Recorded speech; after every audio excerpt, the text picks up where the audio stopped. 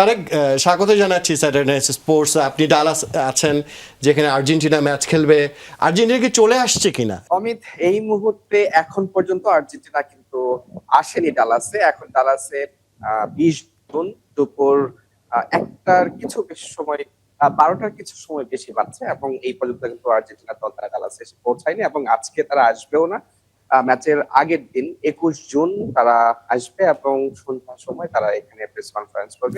আমি যেটা শুনেছি, এখানে তারা কোনো অনুশীলনও করবে না। ম্যাচ পূর্বে তার মানে তারা অনুশীলনটা ছিল কানসাসে তারা আছে, কানসাস সিটিতে। ডালাসে তাদের কাছাকাছি জায়গায়, ডালাসে এসে তারা ম্যাচ খেলবে পরপর দুটো।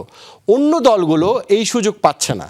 একই ভেন্যুতে তারা ব্যাক টু ব্যাক ম্যাচ খেলবে, এবং কানসাস তাদের, আমরা জানি যে তাদের হোম গ্রাউন্ড, এক ধরনের প্র্যাকটিস গ্রাউন্ড তাদের, সেই জায়গাটা আছে, তারা এই জায়গায় তাদের ঘাঁটি।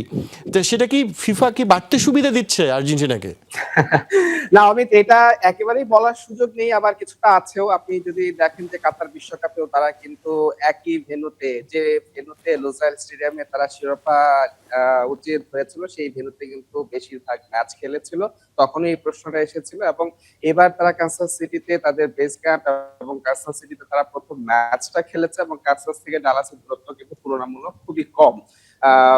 সেই জায়গায়, এবং ডালাসে তারা শেষ গ্রুপ পর্বে 2টা ম্যাচ খেলবে। আপনি গ্রুপ পর্ব পর্যন্ত দেখলে মনে হবে যে ওকে ফাইন, আর্জেন্টিনা মনে হয় একটু ফেভার পাচ্ছে, কারণ ভেন্যুর দূরত্ব কম, এবং অলমোস্ট একই ওয়েদারে তারা খেলবে।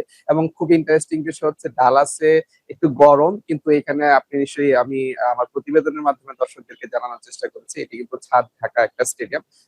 বাইরে যত গরমই হোক, সেটি ম্যাচে খুব একটা ইম্প্যাক্ট ফেলবে না।